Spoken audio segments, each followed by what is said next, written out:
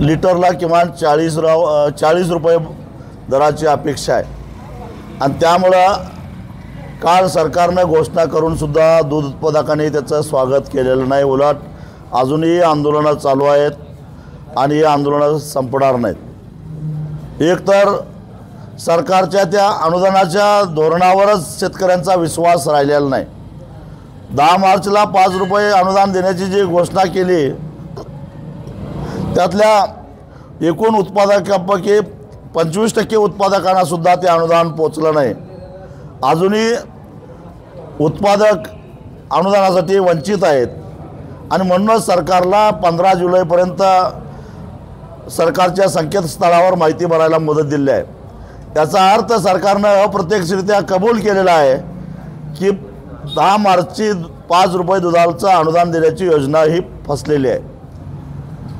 2017ला ज्या पद्धतीनं अनुदान दिलेलं होतं आणि त्याच्यामध्ये सगळे घटक समाधानी झाले होते, तसं प्रत्येक दूध उत्पादन करणाऱ्या उत्पादकाला 5 रुपये अनुदान हे सरकारने दिलं असतं तर कदाचित त्याचं स्वागत केलं असतं.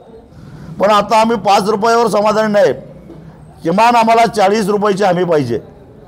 सरकार सांगतं की 30 रुपये दर दूध संघाने द्यावा, परंतु दूध संस्था किंवा दूध संघ हे सरकारच्या आदेशाला केराची टोपली दाखवतात.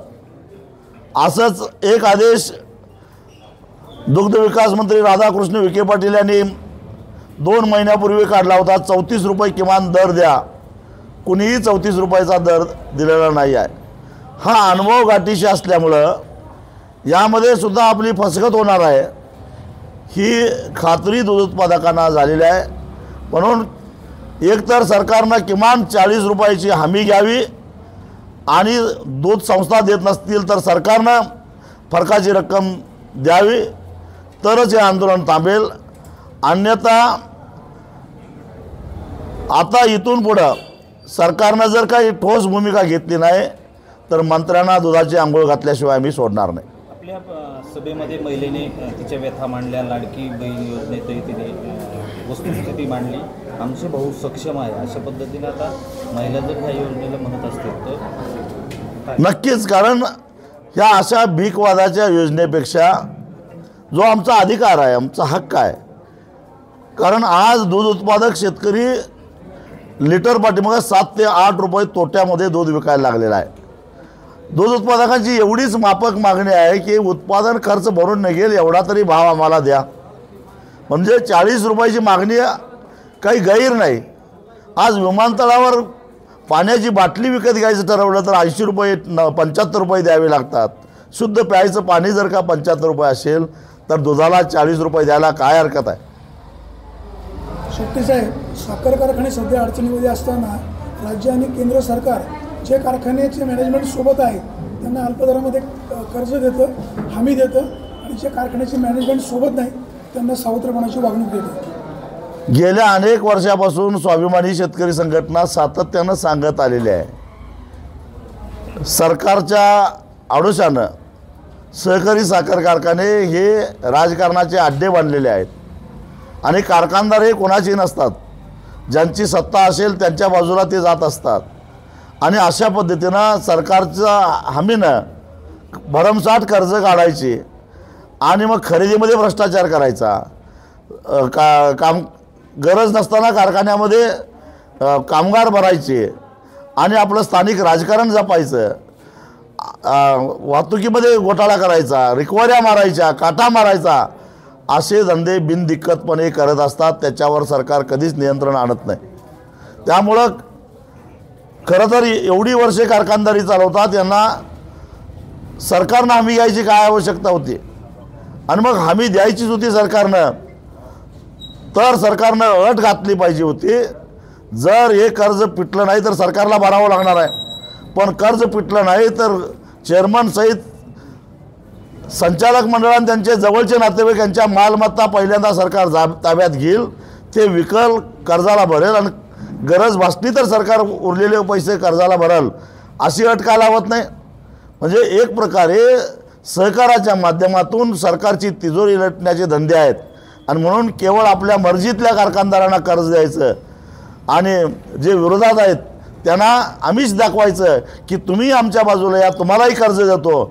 म्हणजे इथं प्रवृत्तीवर आळा घालण्याचा प्रयत्न नाही आहे, तर एक प्रकारे ब्लॅकमेल करण्याचा प्रयत्न आहे की तुम्ही आमच्याकडे या, तुम्हाला अलिबाबाची गुहा उघडी करतो, तुम्ही आमच्याकडे नाही आला तर ठराविक लोकांच्यासाठीच अलिबाबाची गुहा असेल असं म्हणण्याचं एकूण हे धोरण आहे. थोडा पुढच्या या राजकारणात काही आमदार सोबत नाही आले, त्यामुळे त्यांच्या कारखान्याने सुद्धा कर्ज डावलण्यात आले. निश्चित मगाशी मी सांगितलं तेच, सगळेच चोर आहेत, सगळेच बदमाश आहेत, पण तरीसुद्धा आमच्याकडे आला तर सज्जन बदमाश, तिकडं विरोधात गेला तर दुर्जन बदमाश, अशी वर्गवारी करायचं काम चालू आहे. खरं तर खरेदीवरून म्हटलं, कांदा खरेदीत मोठा भ्रष्टाचार झाला आहे. व्यापाऱ्यांबरोबर संगनमत करून कांदा खरेदी झाली आणि धनंजय मुंडे म्हणतायत की जर कांद्यात घोटाळा झाला असेल तर कोर्टात जावं. ही जबाबदारपणा आहे का?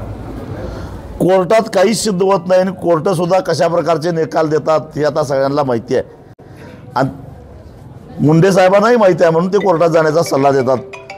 तेव्हा सगळा शेतकरी, कांदा उत्पादक शेतकरी म्हणतो की नापेडमधून त्यांना कधीच न्याय मिळालेला नाही. नापेडनं कधीच शेतकऱ्यांचा कांदा खरेदी केलेला नाही.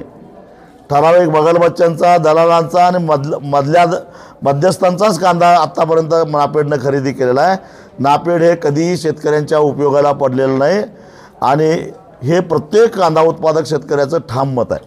खरं तर कृषी मंत्री ज्या पद्धतीने एवढा मोठा भ्रष्टाचार होऊन कोर्टात जायला सांगतायत, हा जबाबदारपणा कोण घ्यायचा? खरं तर 1 रुपयामध्ये पीक विमा अशी घोषणा करणारं हे सरकार आहे, पण प्रत्यक्षामध्ये विम्याचा नोंदणी करत असताना CSS केंद्रावर 500-500 रुपये भरावे लागतात आणि त्याच्यावर सरकारचं नियंत्रण नाही. आणि मग सरकारमधलेच एक मंत्री म्हणतं की द्यायला काय बिघडलं. तसाच एकूण हे सरकार एकूणच जबाबदारीनं वागत नाही, हे सिद्ध झालं. त्यामुळे कुणावर तर काय बोलावं. जसे प्रभाकर बांगर यांनी म्हटले की साखर कारखान्यांवरती काटा मारला जातो, ऊसाच्या बाबतीत तो काटा 100% खरं आहे. काटा मारला जातो आणि काटा मारला जातो म्हणून सरकारला हाताशी धरून वजन काटे ऑनलाईन केलं जात नाही. का ऑनलाईन केलं जात नाही? जसं पेट्रोल पंप ऑइल कंपन्यांनी सगळे ऑनलाईन केलेले आहेत. एका जरी पंपचालकांना थोडी जरी छेडछाड केली तर कंपनीला कळतं आणि कंपनी लगेच पेट्रोल पंप सील करतं. तीच प्रणाली साखर कारखानदारीमध्ये वापरायचं. खरं तर पंप हजारोंच्या संख्येनं आहेत, तरीसुद्धा त्या कंपन्या नियंत्रित करतात. कारखाने तर केवळ 200 आहेत, ज्यांना नियंत्रण करणं एकदम सोपं आहे. मग ही प्रणाली साखर उद्योगामध्ये काय येत नाही या प्रश्नाचं उत्तर मला सरकारनं द्यावं. सरकारने लाडकी बहीण योजना सुरू केली, मात्र त्या डिजिटल इंडिया सांगितलं तर सांगा. सर्व्हर सुद्धा डाऊन झालेले असतात आणि महिलांनी गर्दी केली. केवळ सवंग लोकप्रियतेसाठी अशा प्रकारच्या घोषणा करायच्या आणि घोषणा अशा करायच्या की त्या घोषणांमध्ये लाभार्थ्यांना शक्यतो लाभ मिळूच नये, पण घोषणापत्र करायचे आम्ही सगळ्यांना दिलं, असंच एकूण हे चित्र आहे. आणि सर्व्हर डाऊन राहणार, त्यालासुद्धा अनेक निकष आहेत, अटी आहेत. मला सांगा की एखादी विधवा असेल, ती तिच्या पदरामध्ये 2 मुलं असतील तर तिला आता संजय गांधी निराधार योजनेअंतर्गत सरकारनं वाढवलं असलं तरीसुद्धा केवळ 1000 रुपये मिळणार, तिला 1000 रुपये. आणि ती अपात्र ठरवली लाडली बहीण योजनेसाठी. ती बहीण नाही काय? मग त्या बहिणीचं नातं काय? जी दुःखी आहे, जास्त दुःखी आहे, तिला मदत करायची काय? दुसऱ्याच म्हणजे अशा प्रकारच्या अटी घातलेल्या आहेत, त्याला काय अर्थ राहिलेला नाही. जी परित्यक्त आहे, तिला गरज आहे, पण तिला 1000 रुपये. आणि जी चांगली नांदा लागलेली आहे तिला 1500 रुपये. शेतकऱ्यांची सरसकट कर्जमाफीची खरं तर स्वाभिमानीची मागणी, मात्र बजेटमध्ये कुठली तरतूद झालेली नाही. तरीसुद्धा 7/12 कोरा झाल्याशिवाय आम्ही स्वस्थ बसणार नाही. वेळप्रसंगी सर्वोच्च न्यायालयामध्ये जाऊन ही कैफियत आम्ही मांडणार आहोत आणि म्हणूनच आता राष्ट्रपतींच्या नावानं आम्ही सगळे शेतकऱ्यांची निवेदनं संकलित करत आहोत. दुसरं खत घेतल्याशिवाय युरिया मिळत नाही, सरकार फक्त कारवाई करतंय, प्रत्यक्षात कारवाई होत नाही. हे खरं तर कृषी खात्याचं काम आहे, कृषी मंत्रालयाचं काम आहे. प्रत्येक शेतकऱ्याला त्याला पाहिजे ते खत उपलब्ध करून देण्याची जबाबदारी कृषी खात्याची आहे. परंतु खत कंपन्या पहिल्यांदा वितरकावर त्यांचं न कापणारं प्रॉडक्ट त्याच्या माथ्यावर मारतात आणि मग वितरक म्हणतो की हे घेतल्याशिवाय मी तुम्हाला पाहिजे असणारं खत देणार नाही. ही साखळी वरपर्यंत आहे. या खत कंपन्यांचा कान धरायची ताकद सरकारमध्ये आहे. सरकारनंच त्याला नीट केलं पाहिजे, नाहीतर या खत कंपन्यांचं लायसन्स सस्पेंड केलं पाहिजे. खरं तर राज्यामध्ये 21 लाख लिटर जे दूध आहे ते आयात होत आहे, त्यामुळे कोणतरी पावडर बनली जाते त्याची. तर पुढच्या काळामध्ये दूध उत्पादक शेतकरी अडचण येतोय, त्याच्यासाठी काय करावं लागेल? यासाठी राज्यामध्ये जे बाहेरून दूध येतं त्या बाहेरच्या राज्यांना सुद्धा दुधाचे दर वाढवायला, कारण बाहेरच्या राज्यातही दुधाचे भाव कमी असण्याची शक्यता नाकारता येत नाही. किंवा बाहेरचं येणारं दूध कायदेशीररित्या सरकार नाकारू शकत नाही, परंतु शेजारच्या राज्याशी बोलून किंवा अमूलसारखे जे किंवा बाकीचे हडसनसारखे जे बाहेरचे कंपन्या इथं येऊन काम करतात त्यांच्यावर काही निर्बंध आणून दूध उत्पादकांना संरक्षण देण्याची आवश्यकता आहे. दूध आंदोलनाची पुढली दिशा काय राहील? 40 रुपये घेतल्याशिवाय आम्ही मागं हटणार नाही.